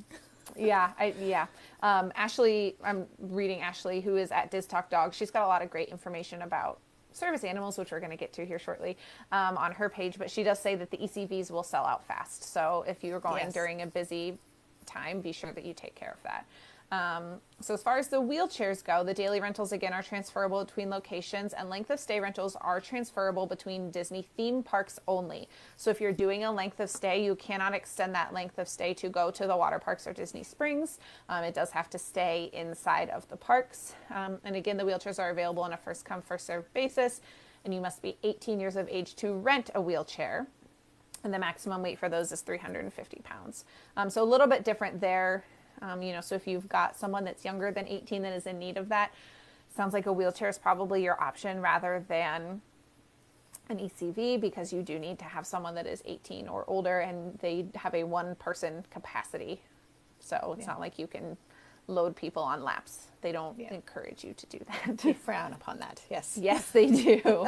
And Disney does have a partner that they use for an outside company if you are someone who wants to rent it for more of your length of stay and also have it available for you to use at like resorts and things like that. So they partner with the company Scooter Bug to offer stroller, ECV, and wheelchair rentals at theme parks and Disney Springs. So this includes lengths of stay rentals for guests staying at Disney resort hotels. Yeah, Wanda said that she said that they'll deliver to the hotels and it's much cheaper, so she recommends that method. Yes, and there are other companies that you can use as well that will do those types of rentals. I just know that that is the one that Disney partners with. So if you're looking for a place to start, that would be where I would start. So then also for services for guests with mobility disabilities, the attractions at Disney World offer access for guests with disabilities, mobility disabilities in the following categories. So a couple different options that you may run into if you are a guest that is traveling with those mobility disabilities. Some of the rides you must transfer from the wheelchair or the ECV to a ride vehicle. Some of them you must transfer from an ECV to a wheelchair. And some of them you must transfer from an ECV to a wheelchair and then from the wheelchair to the ride vehicle. So a couple different options that you may run into. But typically, the cast member at the beginning of the queue will ask you, are you comfortable transferring? Or, what are your needs that you have? That way they can help you determine whether or not it's going to be possible and safe for you to be able to get on and off of an attraction. Yeah. And Victoria says she's booked an ECV with the company for her mom next month, and she's going to report back and see how it was. So we'll have an additional resource there. Yes, that would be helpful. Absolutely. And just another side note, most of the transportation systems at Walt Disney World are able to very easily accessed. Sorry, I said that sentence backwards in my head and then my brain stopped. Like, for guests with disabilities, they do have access to those. Buses are serviced by all bus routes, it would help if I could read, are serviced by buses equipped to accommodate various types of wheelchairs and ECVs or scooters within guidelines. So they must be able to fit on the lifts on those buses, and they must be securely fastened in the onboard restraints. So if for some reason they don't fit on the lift or they're not able to be secured, they're not going to be able to go. Also keep in mind that some bus drivers will let you remain in the ECV, but most of them are going to ask for you to sit near it. And they do have designated seats on the buses for you. Yeah, and sorry, go ahead. I would agree with Victoria. I was going to mention this, that they only fit 2 ECVs per bus, so it could be a longer wait during busy times. So if you're, it's kind of a catch-22 because you can rent one and then you'll know you have one for the parks, but you're going to end up waiting sometimes for a while to be able to get on the bus as well because of that only 2 per bus. You'll be waiting for a bit. Yes, especially if it's during the middle of the summer and we've got 5 ECVs waiting on the buses. It could be a bit. Yes. So other options that they do have accessible minivan services. So if you guys are familiar with the Lyft vans that are all decorated like Minnie Mouse, they do have accessible options of those through the Lyft app, just like you would kind of call a general Lyft outside of Disney property. That is an option that they have. Now, watercraft cheap, access. Though. No, they're not. Cheap. They are an upcharge from your standard Lyft. Yeah, they're like $50 to get across places in Disney sometimes. So it's more than the bus. Yes, it is. Which is free. Yes, the bus is free. So now watercraft access. This one I couldn't really find a definite list of ones that aren't. It basically just says the access on the watercraft, so any sort of boat that you may take on property, can vary depending on the type of watercraft and the existing water levels and conditions. So if you're really counting on taking a boat and you've got an ECV or a wheelchair, I would just be forewarned that it may or may not pan out the way that you want it to. And I would definitely check with cast members about that if that's something that you're wanting to do. Yeah, I'd say that the ferries are a safe bet because you can roll on and off of those really easily. But some of those smaller boats, I don't know their situation. I'm not even sure if they accommodate ECVs. Right, and that's kind of, like I looked on the Disney website and was not able to find, other than just disclaimer that it varies depending on the type of watercraft and the conditions, essentially. Yeah. So again, may or may not work out for you. If you're planning on taking the monorail, it is easily accessible by elevators or ramps at the TTC, Magic Kingdom, Epcot, the Grand Floridian, the Polynesian, and the Contemporary. So wherever you're getting on and off that is easily accessible. And they do have, because if you are familiar with the monorail, there is a bit of a gap between the station and the actual monorail. So they do have accommodations with ramps and things that are able to help you out to get on and off. Yes. And also parking for guests with disabilities. So if you are someone who's planning to drive, they do have parking available, but a valid disability parking permit is required. So whatever that looks like for you, that is required to be able to access that area of the parking. Yeah. And I love the note that you have here. A guest whose disability is based on the necessity to use a wheelchair or scooter does not need DAS. We've mentioned this before. Depending on the experience, guests utilizing a wheelchair or scooter will either wait in the standard queue or receive a return time at the attraction that is comparable with the current standby wait. So if you don't know if you're like where to go or what the procedure is, just ask the cast member at the beginning of the ride and they'll let you know. They may ask you a question or two about your mobility and they'll send you in the right direction so that you're not, feeling lost or like, I don't know how to ride this ride. So exactly. Okay, I think that well, that was my plethora of information about the different mobility options. That's great. That's a lot of great information there. Yes.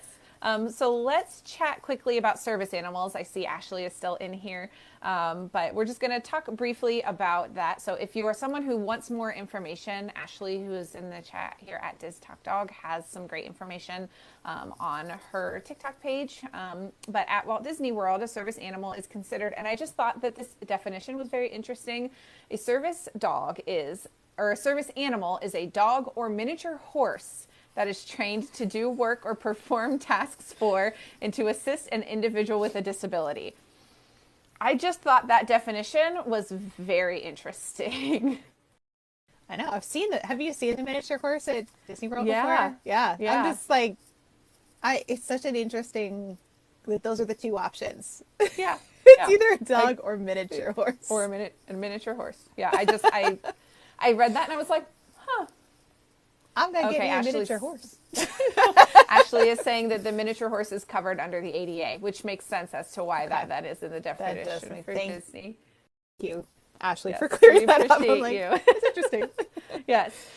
So then, again, a lot of this is from the Disney website. So due to the nature of some attractions, service animals may not be permitted to ride. At these locations, please ask a cast member about available options, including possible rider switch with a member of your party or a portable kennel. So we talked about rider switch earlier with kiddos, but you can also do a rider switch with a service animal if that's an option that you choose to utilize. But then a lot of the attractions will also have portable kennels where the service animals can hang out with a cast member. And then when you're done with the attraction, you can go back and be reunited with them. Yeah, I love that. Yeah. So just a couple notes about service animals in the parks. Service animals are not allowed in the water. So that includes water features and fountains or closer than 4 feet to the water on wet decks. So I thought that was just an interesting note to anyone planning to travel with service animals. That is just something that they keep tabs on. That way you're not kind of getting too close to any of the water. They do have relief areas for service animals, but the disclaimer on the Disney website says service animals are welcome to use any open outdoor area for relief as long as the owner picks up after the animal and leaves the area clean. Relief areas include theme parks, resort hotels, and other guest areas. And there is a whole link for more information, including lists of attractions that service animals can and cannot accompany you on, and a list of additional specific relief areas for service animals as well. So I will put that link in the Discord as well after our episode tonight. And yes, Allie Beth is requesting a simple PSA of service dog etiquette in the parks. Do keep in mind that if you see a service animal, give them space. They are not a pet for you to go up and touch. Be very respectful. just be respectful. That really Yes. ultimately is the PSA. You'll often see, you know, leashes or collars or vests that say, service animal, working animal, please do not pet. Not only that, but also chatting with your kiddos about it. I've had to do that with my kiddos, not only at Disney, but in other locations too, and just saying like, hey, if you see that they're wearing that, we need to stop and we Yeah, need to read working. what it says. Yeah. And if you don't know what it says, you can ask mommy or daddy and we can help you. And we can say, your dog is very pretty, or I really like your dog, but we don't run up and touch. And as Ashley is saying, please don't yell, dog, dog, dog. Why not? I really loved. I think it was Magic Bands and Trash Cans just posted a video of him and Ashley in Disneyland, and they were in New Orleans Square, and they're because they were saying, do you know how they put these fences up so guests wouldn't trample the landscaping, and then Ashley was opening up a fence and walking into it with for the dog relief area, and I had no idea that gate opened until now. So Yeah. thank you for that. But that was really interesting to me that they do have some areas in Disneyland, because I honestly have never researched that before. Yeah. So thank you, Ashley and Lem, for showing where you can, Yeah. one spot to take your dogs in Disneyland. Yeah. Ashley said, I had a mom in the bathroom today and the son asked why I needed a dog. And she responded, how about you mind your own business? Oh, no. Oh, my goodness. Okay. Well, I mean, yes, but Right. Oh, Ashley says I was embarrassed. I'm sorry, Ashley. Oh. That's hard. It's a tough situation. So if especially I feel like in those big public places like the Disney parks, chances are good you're going to run into someone that's got a service animal. Yeah. For whatever Absolutely. various reasons that they may need it. Again, it is not your place to ask why they have that service animal. And if you can do your best to coach your kiddo, do your best. It is what it is. It's always hard because kids are so curious, on the go. And, I always say to things like, because they need them, because they're helping them, and, Yep. and then maybe we have a conversation later Yeah. away from that person for a little bit more information. I think that's true with almost anybody that has, maybe is just different, that our kids aren't used to seeing a different kind of situation. And it's always tough as a parent because you want to be kind and respectful, and you want them to be kind and respectful, but you also want to answer their questions, and you never know what that person, how I always feel awkward because I'm like, I want them to have the knowledge that they're people are just people, and this different kind of person than you. They're not, so it's I think, just I love the idea of having those conversations ahead of time with your kids, because there are, in the Disney parks, it's the public, there's a lot of public there. And you'll see all kinds of people. Yeah. So having those conversations ahead of time, I think, is really helpful to help them be respectful towards everybody who's in the parks. Yeah, absolutely. Yeah, Ashley says most parents are being great from what I hear. They have great little conversations most of the time. So it sounds like good things are happening, but do your best as a parent, to navigate those situations, and again, just be respectful. Yeah. Yeah, I don't know if I'd say none of your business. Probably wouldn't say it that way, but Probably not. maybe that parent was really stressed out. We don't know. We won't Right. judge. Right. No. But I do feel bad that happened. Yeah. Yeah. Oh, exactly. Sarah is in my chat of that Magic Mama. We were just saying we've been sharing your tips. Thank you so much for sharing those with us. So we really appreciate that. Yeah. Okay, so we're going to touch on a few other disabilities that the Disney website highlights, and then we're getting to the end here. Lots of good information. We just want to make sure we share as much of it as we can with you. So let's talk about visual disabilities. So Disney Parks does have several things set up to be able to assist guests that need assistance in the visual department. So they do have audio description. So Walt Disney World Resort theme parks offer audio description through a Disney handheld device, which provides supplemental audio by describing visual elements such as actions, settings, and scene changes. So that's a really great thing that Disney has to offer that you can utilize if that's something that you need. They also have Braille guidebooks. So the theme parks offer Braille guidebooks printed in large text as well as Braille, and feature descriptions of attractions, restaurants, and stores. You can request printable versions of the park-specific Braille guides by using that email address that I said, or by calling 407-828-5005. And again, we'll post some of this information and links to some of this on our Discord page, which that link is in our bio if that's something that you need. There are also stationary Braille maps that are available. So the theme parks, Disney Springs, and the ESPN Wild Water Sports Complex offer stationary Braille maps featuring large print with clear Braille overlay and raised graphics to highlight key landmarks and attractions. There are also listings for first aid, restrooms, service animal relief areas, and guest relations and guest services on those as well. So they do have those available for you. Some of them you have to request or just stop by guest relations if you're looking for the handheld device to help you out with that in the parks. Yeah, and the big Braille maps, I actually really love these, even for my kids who don't necessarily need them. I've actually used those in the parks. My kids have asked what they are, and we go and we talk about that. And it's led to a lot of really great conversations with my kids about different abilities and things and accommodations. So even if it's not something you specifically need, it might be really helpful as a teaching tool for your kids to show them something that's out there that they might not see every day. Right. Yeah, absolutely. So another, again, like I said, we're just kind of giving a brief overview of kind of the different things that Disney has to offer.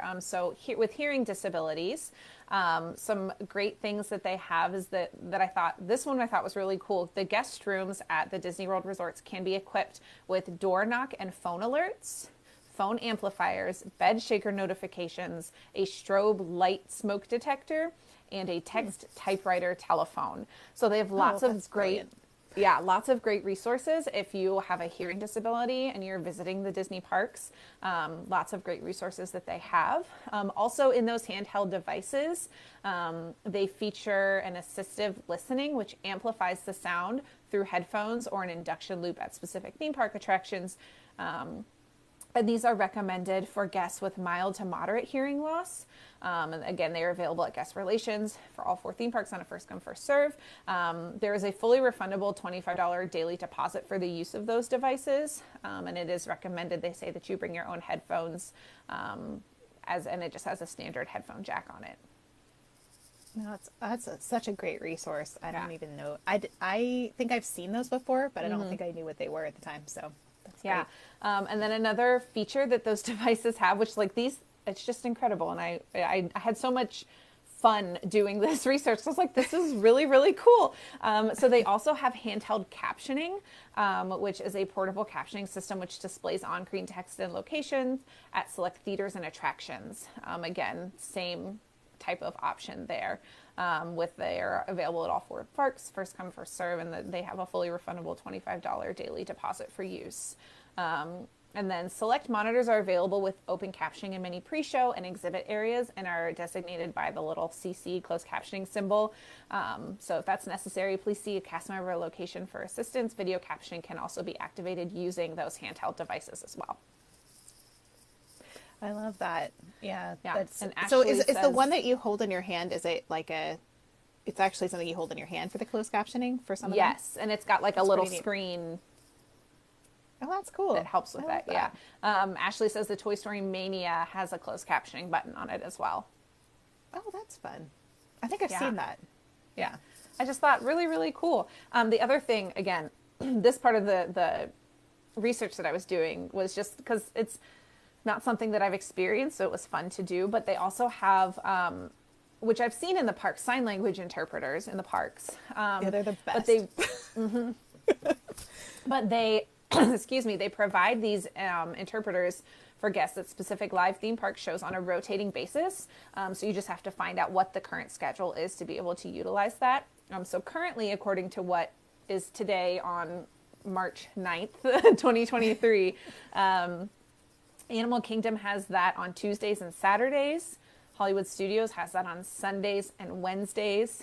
Epcot is on Fridays, and Magic Kingdom is on Mondays and Thursdays. And again, for more information about all of that, always go see guest services and see, if there's any additional information that you need to know before utilizing these accommodations.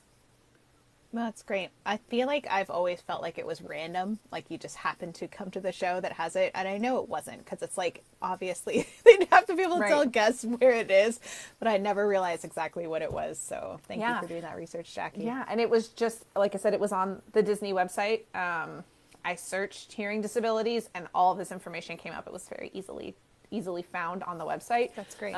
Which was helpful because their website is not always the best. You know, Sadly, no. yes. So that kind of covers visual disabilities, hearing disabilities, just some other general needs information that I wanted to share. Some of this was suggested on Discord. Some of it I just kind of found and wasn't exactly sure where to put it. Some of this we already hit, but I'll just kind of go over it. Talking about changing tables. So we talked a little bit about the baby care centers, but I just want to point out that almost all of the I think all of the baby care centers have extended tables or larger tables for children with disabilities that may be needed. I was doing some research and found some different YouTube videos of families that went in and they basically have like a full twin size table available for families that may utilize that or may need that. So keep that in mind. You can find those baby care centers on your app, and you literally just search baby care center. Super easy to find on the maps. There are Can also I mention also? yes. Go ahead. Sorry, just a little side note about the baby care centers. They are great places if you've forgotten certain things as well, which we've mentioned before. But like I've gotten everything from like deodorant, it can be found there that you can purchase in little sticks and stuff. So if there's like a personal care item that you forgot and you need sunscreen, those kinds of things, baby care center is the place to go, and it's fairly reasonably priced, still Disney prices, but they're but it's you don't have to panic and try to get back to your room or whatever to get it. Like you can get it in the parks there. Yeah, absolutely. The other thing to note is that there are companion bathrooms that exist in several locations around the parks. But do keep in mind that those companion bathrooms typically do not have a changing table in them. So you're either going to need to go in the regular bathroom if you can utilize kind of the baby toddler sized changing tables, but if you're going to need anything larger than that, you are going to need to utilize those baby care centers to be able to do that. So just do keep that in mind if that's something that you need. And we already talked about, I don't know why I put this at the end again, but the transportation options, but we already kind of hit on that. Although I don't think we talked about the Skyliner. No. So my brain got jumbled and I put it in the wrong spot. So going back very quickly to mobility questions, the Skyliner does have accessible gondolas that they will use for anyone in wheelchairs or ECVs as well. So again, those transportation options are available to you. Yeah, those are the ones they actually like pull out of line, so they give you extra time to load, so you don't have to stress out about trying to get on like while they're all moving, because even I can't do that well. So Right? Even like our stroller, trying to wheel it in, because we've got a front to back double stroller. oh yeah, Man, it's like, okay, 3, 2, 1, go. go go go. Literally.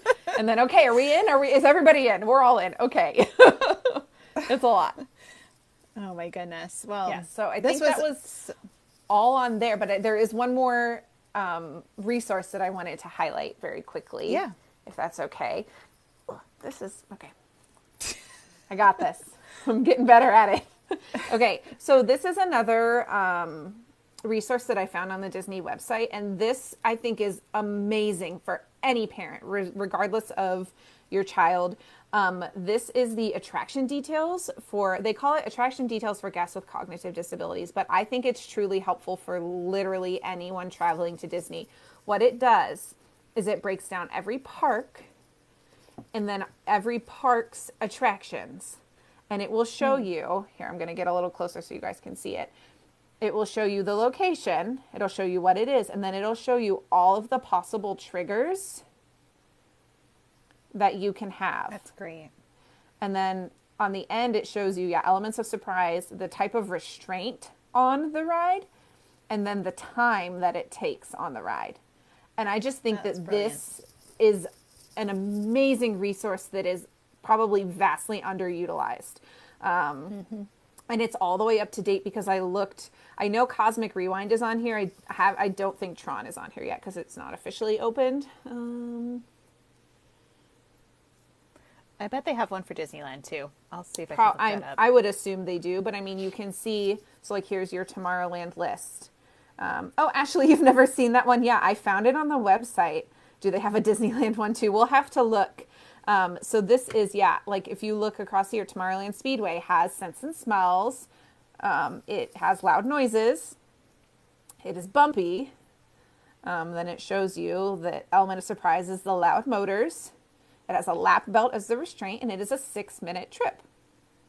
You know, the only thing they should add to that is a service animal. I don't see a service animal category. No, and I don't see that on here, but again, I do have that other link that will show you the list of attractions that service animals are able to ride.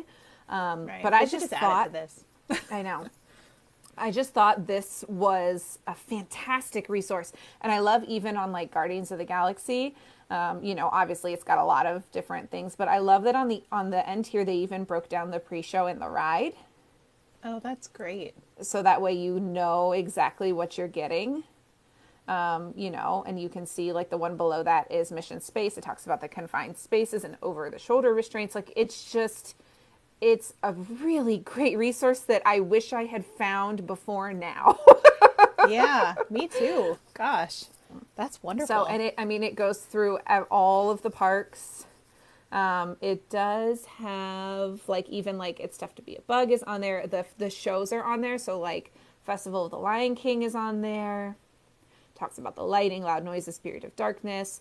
You know, it talks about the fire dancer, you know, gives you the time, which is also super helpful to know exactly how long an attraction is going to be. It's really great for people who are not familiar at all with the rides or the parks, maybe it's been a while since you've been there and you don't remember them, or going on a new ride you've never been on before. That's such a great resource. I love that. Yeah. So it's called the Attraction Details for Guests with Cognitive Disabilities is what Disney World calls it. I will post this link as well on our Discord, and we will take a look and see if we can find a Disneyland one. My guess would be if you can search that same phrase. tagline. I know, so I just wrote it down because I was like, I'm going to look for that. Let's see if my internet will let me. I can try and look it up really quickly while we're doing that. But I just thought that was just an amazing resource. I came across it and I was like, this is the coolest thing I have found in everything that I was like, oh, that's so cool. Like all the devices and all the options. I was like, so cool. Especially if you know specifically what types of things are triggering for you or your child, you know, that's so helpful to be able to be like, okay, this is the list of things that I might need to have extra preparation for, or make a different option, or that's so great. I love that. Let me see. Dinosaur is probably just a big red flag on there. Yeah. Dinosaurs all blacked out. It's all the way across, just circles all everywhere. Yep, here it is. Here's one for Disneyland too. Sorry, I'm going to take you on a ride again. That's great. Yeah, so I just typed in the same thing and it exact same thing. California Adventure, yeah. Yeah, all of the same rides. So Ashley, I will post this in the Discord tonight. That way, if there's anything you haven't done yet, I don't know if you're going back to the parks. I don't remember you and Lemuel's schedule, but if there's anything you haven't done. But yes, there is one. I mean, they even talk about the horse-drawn streetcar and the fire engine on here, which I think is just like the omnibuses on here. Like, they literally highlight everything. That's great. I love that there's detailed notes, too, about each one. Well, and even like if you look at Rise of the Resistance, it goes across with, and you can see, like it says, sharp turns, sudden drops and stops, rotates backwards, flight simulator in queue, and mid attraction. Like all of that detail. Yeah, that's great. Yeah. What a wonderful resource. Think this is a really, really great resource. So I will post all of these links. That way, if you're someone that's curious about it, wanting to know about it, my guess would be also, and I'm curious, Kate, as you're prepping for your Disneyland Paris trip, if Disneyland Paris also has one. It wouldn't surprise me if all of the Disney parks have something like that. Just knowing kind of Disney's customer service across their company, I feel like that's something that they probably have for all of their parks. Yeah, it's probably a standard. That's so great. Well, that Yes. was a fun end to that. All of that, Jackie. Way to go. I know. I was run. like, this, I literally, that was like the last thing that I found here as I was just like, you know, perusing on the website and clicking around. And I was like, oh, what's this? Is this something new? And I was like, oh, this is like a gold mine when it comes to families Yeah. traveling, like, and not being sure about these rides. It's so detailed. So, yes, that will forever live. And you know what? I may also post, I'll have to see the best way to kind of put some of this information together. We may need to figure out a way to post it in our link in our bio as well, Kate. That way people can access the information too for all the different Yeah. links and resources and kind of And maybe a if you're Spark Notes listening version. to our podcast, I'll include this in the notes for the podcast as well, so that you guys can have it, at least that resource. And there's a link to our Discord is there as well, so you can find all the additional information that Jackie is going to post in our Discord channel for Mom Street USA. That will be there. So Yeah. I think And that's yeah, it. Victoria, yeah, that is it. But yeah, Victoria, you're absolutely right. She said there's so much with accessibility you don't think about when you don't need to use those resources. And you're 100% right. I mean, and that was Yeah. part of the reason why Kate and I were so hesitant to do a show like this, because or an episode like this, because it was like, oh, we don't really know everything, but we figured we'll do our best and do as much research as we possibly can to give you guys as many tools as we can. And then that way it will live here on our podcast and then on our YouTube. So that way you guys can always go back and access it. If you're like, well, we're not taking a trip for another year, I'm not ready to think about that yet. Well, this will live on the internet for you. That way you guys can go back and access it. And then if you guys have additional questions or things that we didn't cover that you're like, oh, that was really great, but what about this? Please reach out to us on the Discord, on our social media. You can email us at momstreetusa@gmail.com. We are more than happy to answer and help with any questions. Yeah, and I think I really loved doing this episode because I feel like I learned so much more about what these families with special needs have to think about in the parks. And it makes me really understand a little bit more. You know, it broadens my horizons, so to speak, of how to think about touring in the parks, because we always have the way that we do it, you know, and it's, I love the idea of thinking about putting my mind and walking in another person's, you know, path for a little bit and just understanding how these, other people see the world in the Disney parks. I really, really loved the opportunity to just kind of dig into this, and also now have the resources to be able to share with people when they ask me when I'm live, or you know, ask you, Jackie. Like, we can now have more resources to share with people, which I love. Absolutely. So, and that's like great. we've said from the beginning, that's what we're here for, is to help give you guys the information you need to make your trip a little easier, or maybe a little less anxiety inducing. You know, and the information that we find, you know, we're here to share it with everyone who needs it. So we thank you to everyone who contributed to our show tonight. Huge shout out to our Sara friends. Who helped, all the Saras. Yes, and thank you to Ashley, who's in the chat here, who was giving some input on things, and all of you for being here and contributing to our chats this evening. I want to give an extra shout out to all of our mods this evening. This was a little bit of a rough topic that we didn't realize was going to be so triggering. So really thank you for keeping this a safe space for everybody. I do really appreciate you guys so much. Yes. And and so thank you for everybody who gave us your advice, and gave us. This really was, I love that this was really a kind of a community episode. It was like, yes, Jackie and I did a little bit of research on the side, but really it was all of you guys coming together and contributing, because that's what we do. We're a little family here, and I appreciate you guys just, you know, helping each other. It just makes me happy. It's so and you can great. continue those conversations in the Discord. That's where we do this offline.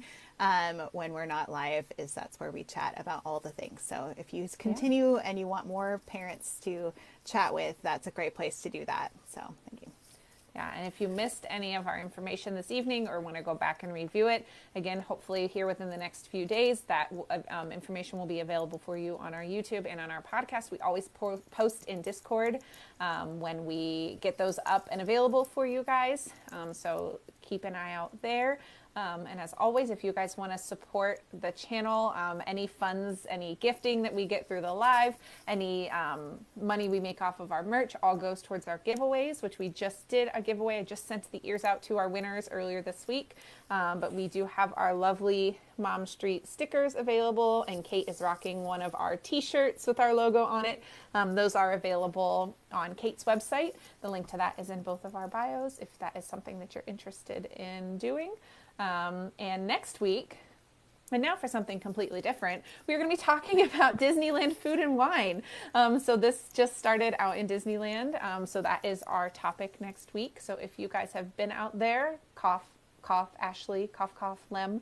If you guys have any input on anything you guys have sampled, please let us know. We'd love to hear about it. But that is the plan for next week.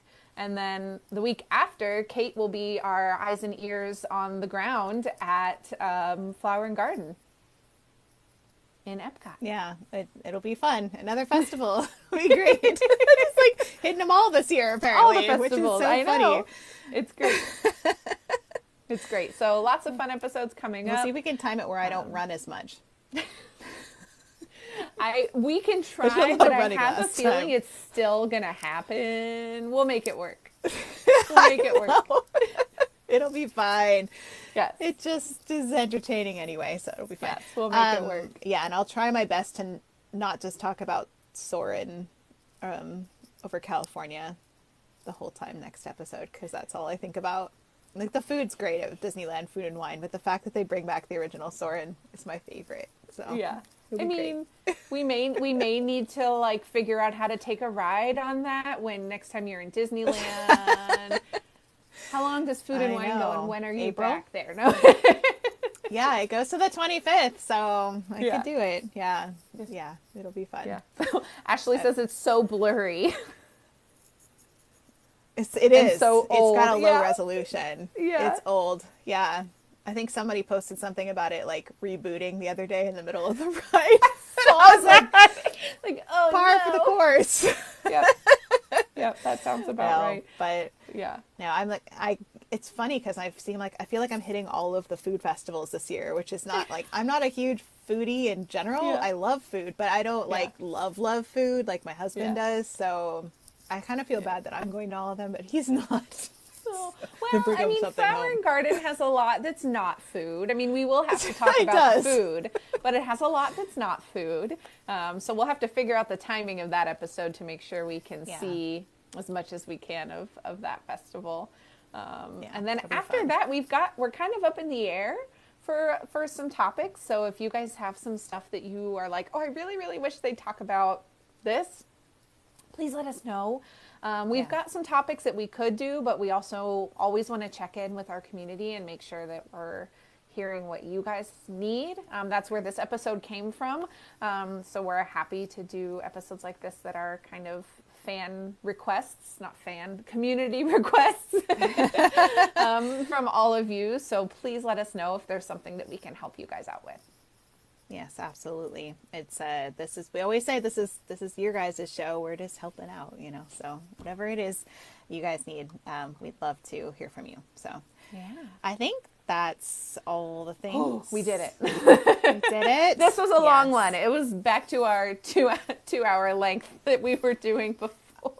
I know. But this was an important one that we kind of put it all in one episode for you guys, so it's easy to reference. So absolutely. All right. So yes, thanks for hanging in there, and I hope you all have a wonderful evening. Yeah, Kate, and I'll be back. Hope your family feels better. I know. Thank you. And I'll be back tomorrow for Dietary every Friday. So we'll do that 5:30 p.m. Pacific or 8:30 p.m. Eastern. And we're continuing our Jungle Cruise journey. This time we'll be in Walt Disney World's queue.